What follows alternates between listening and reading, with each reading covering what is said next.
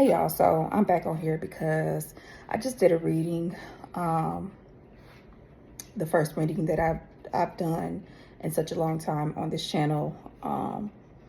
But there's some more information that is coming in, and I just have to elaborate. Okay, so that reading was called, I think I called it the Queen of Cups gave the King of Swords clarity and insight to be able to cut through the confusion, right? So I just wanted to elaborate again a little bit more on that reading because, yeah. All right, so let's go. So, of course, the first card was the Queen of Cups. Okay, again, the Queen of Cups, she's very intuitive. She's very empathic. She is caring. She's kind. She's compassionate. However, there's some tendencies to the Queen of Cups where she could be emotional. Maybe she has a hard time regulating her emotions. Sometimes she could let her emotions get the best of her. And or if not that, she, at times she could feel, as if this Queen of Cups could go through like anxiety and depression, right? And she can experience like deep sadness for others. Easily feeling and the emotions and of others. She could pick up on other people's feelings and emotions. But again, I said with that Queen of Cups, I'm sorry if I'm saying I was nervous during the reading, and I'm kind of nervous now because it's just me, getting back on camera. But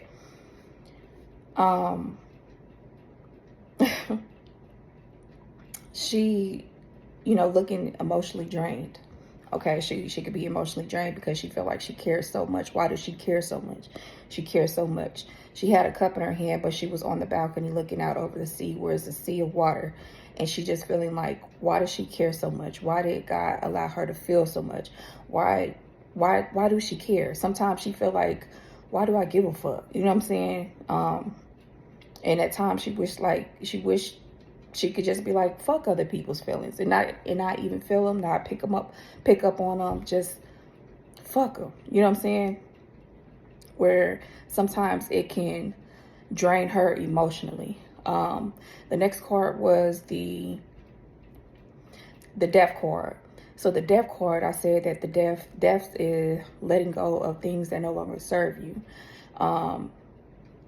People, places, and things, again, they no longer serve you. But also it can mean letting go of a certain type of identity. It's an ego death. So it's letting go of your old self. But at the same time, that when you go through an ego death, your ego tries to fight for dear life to stay in control.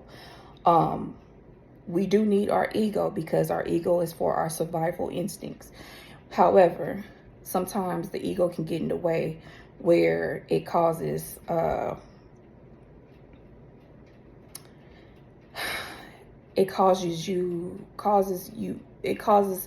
you to want to control things so much that you don't allow things to change.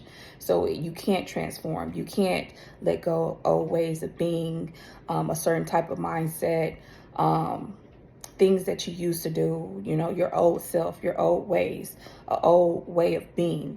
So it tries to fight for dear life. But also, again, with the ego death, it's very uncomfortable. It's very, very uncomfortable. Because again, you have to let go of the old way of being and step into this unknown, where this uncertainty, where there's a new way of being, but you don't know what it could possibly bring to you. You know what I'm saying? So that's what the Death card. The next card was, okay, go back to the Death card, right? So the Death card, it shows, okay, whoever you thought you was, is not who you are. It's not God. It's not what God intended you to be. So you got to let go of that. So whoever you thought you was, whatever identity that you held on to, whatever persona, whatever characteristics, that's not who you are. All right, that's not who you are. So you do have to go through a process of change, of transformation in order to grow. okay? Grow into who you were meant to be, all right? Who you're supposed to be, okay? But again, sometimes we hold on to that our old ways where it's hard for us to even let go of the old self, okay? So a new self can form, okay? So you can go through a rebirth. And we all know, again, change is uncomfortable. So going to the next card. The next card, it was the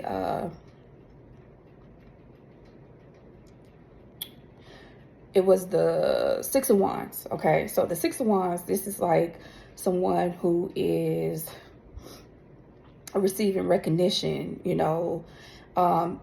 This person could be receiving a lot of attention, a lot of admiration, people noticing them, okay? They're coming in on a high horse. And just people just, you know, recognizing them. They could have accolades, certain accomplishments, certain things. Maybe they brag, you know, a Six of Wands person, you know, they could brag about the things. And I wouldn't say brag. I mean, you know, put your achievements out there. You know what I'm saying? But at the same time, the Six of Wands, this could be a card of having too much pride, okay? Too much pride. So, being on your high horse, coming in, having, again, too much pride, wanting attention, loving the admiration, loving when people boost your ego. There we go. Loving when people boost your ego is a certain type of energy that someone gets. It's a certain type of supply that someone gets from their ego being boosted, you know, where they can feel like sometimes, you know, they can feel like they're superior to others. And that was the you know, the man coming in, riding on the horse, getting, you know, praise and recognition. That's what they love, okay? So it's your pride. Someone's pride could be getting in the way. And they're too prideful. It's like their ego is on 1,000 at this point. Their ego is on 1,000, which again, the ego, when the ego gets in the way, sometimes you can't see. It's certain things that you're not able to see because, again, your ego and your pride, your ego wants to control, okay? You're very prideful. And there's nothing wrong with being prideful, but when your ego is on, when it's the cause of the ego and your ego is on 1,000, let me put it in this perspective. Let me give you something. And this is truth. This has happened to me. So I did a reading for somebody or whatever, and it kind of, I feel like the reading that I gave them, it did boost their ego, where the person was like, when I gave them the reading, it was like their energy switched, their energy changed. And this person was just like, yeah, you know about me. Like, kind of like saying like, yeah, you know about me, you know. And I was just thinking like, no, sir, I don't know. But anywho's, it was just too prideful. This person's ego became too prideful. What was the next card what was the next card? After the Six of Wands, it was yep, I still got them in order. Oh, it was the Five of Pentacles. Okay, so the Five of Pentacles could be as if someone is losing support. And I remember saying in that reading, like, okay, I'm starting over. It's like I'm starting fresh again. I'm starting over again. I haven't done this in a while, so it's back to the basics. So if you look at the Five of Cards, if you look up the Five of Pentacles, if you look up the Five of Pentacles, it shows some type of lack, maybe a lack mentality, or maybe someone is losing support, having no support. Again, I feel like someone, because they're let their pride and their ego get in the way, they start losing support for whatever it is that they was known for. Okay, so somebody is losing support, and when they lose support, they start losing out on money. So their money start, you know, being affected. The next card was the Four of Pentacles. So the Four of Pentacles, you go from the Five of Pentacles to the Four of Pentacles. So yes, somebody is really losing money, okay? And they trying to hold on to everything that they currently have at this current moment, whatever it is that they possibly build, or whatever money, you know, whatever it is that they put out there, they trying to hold on to that. Feeling like, you know, could be feeling like,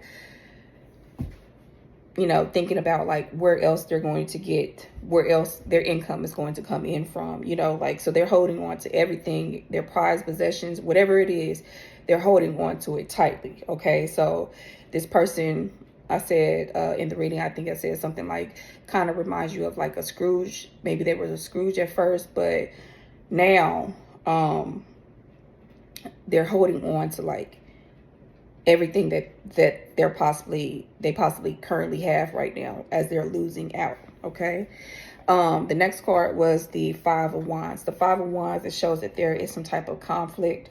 There's some type of tension. Maybe there is battle of the wills, maybe some type of power play. But there is some, that's what it shows, like competition, like other people, you know, arguing amongst each others, or competing against each other. It's like a competition or some type of conflict or disagreement, or some type of tension. Okay. So that's the Five of Wands. The next card that I pulled, it was the Seven of Cups. There could be some talk in regards to, or some conflict, some disagreements in regards to, again, illusions, you know, things that are possibly not based in reality, things that are possibly just made up, illusion causing confusion. Okay. So there's could be some possibilities in regards to that with the Seven of Cups coming next. However, I stated that with the Three of Cups coming in, this is a card of collaborative efforts. Okay. However, it's only one person on this card. It's only one person that is on this card, and this person has some type of ability or skill set that they're using to help bring clarity to what is actually going on. Okay. So, and whatever it is that they, whatever skill set that they had or that they're using is pretty good. So it could be some type of recognition in regards to whatever skill set somebody has, and what they're using is some type of mastering something. Okay. So self-mastery, or some type of mastering something. Okay. Mastering some type of skill set. And then the King of Swords. The King of Swords is coming out. This person is speaking some type of truth. Okay. So this, I said that this King of Swords, if you look at it, if you go back to the reading, so go back to the reading. So if you look at the reading and go back to the reading, I'm sorry, if you look at the reading, I'm sorry, I'm getting tongue twisted and tongue tied and all this other type of stuff. Anywho's, if you look at the reading, and I pointed it out, this King of Swords is looking at everything that's being shown right in front of him, everything that was being shown, and seeing it all makes sense now. And now they're able to have clarity. They have clarity and insight to what is really going on, what's really going on. And it all makes sense to them. So this King of Swords could be looking at all of this, and it start to make sense, and they start to speak. This person knows how to judge a situation, and whatever it is, whatever skill set somebody used, they're able to judge a situation accordingly. So if you look at the cards backwards, starting with the King of Swords, going to the Queen of Cups, I do again feel like the King of Swords now have the clarity and insight to make sound and judge decisions. Okay, they're able to judge the situation with reason and logic. But also, I do feel like the King of Swords is also giving someone some type of recognition for some type of skill set that they have, or some type of ability that they have, something that they possibly mastered, with the Seven of Cups being here, seeing through the, being able to see through the illusions, cutting through the confusion, seeing the reality of the situation. With the Five of Wands being here, due to this conflict that was going on, with the Four of Pentacles being here, someone is in this Scrooge mentality, wanting to hold back, being the miser, okay, not wanting to give. With the Five of Pentacles being here, is support. Maybe not wanting to give support, wanting to but also maybe it's a certain type of mindset that you had, feeling like there's no support, that you had no support um around you. But the Six of Wands being here, I do feel like there's some type of recognition that you're getting for some type of job well done that will be able to build your confidence in one's own ability, and whatever it is that you're doing, with the death card being here, helping you to get out certain limiting beliefs. Also being giving of yourself too much. The Queen of Cups is a giver, so this person gives too much, learning how to protect your energy, learning how to set healthy boundaries, not taking anybody bullshit. Um, but also you just care too much. Sometimes it's like you just care too much. And so with the Queen of Cups, you're just learning how to not care so much, not give your energy to those who take you for granted, who don't appreciate it, motherfuckers who don't deserve it, motherfuckers who don't um um care for you like you care for others. And they're going to be able to actually speak some type of truth. They know how to articulate where their words are going to be felt. You know what I'm saying? So but they're going to speak some truth.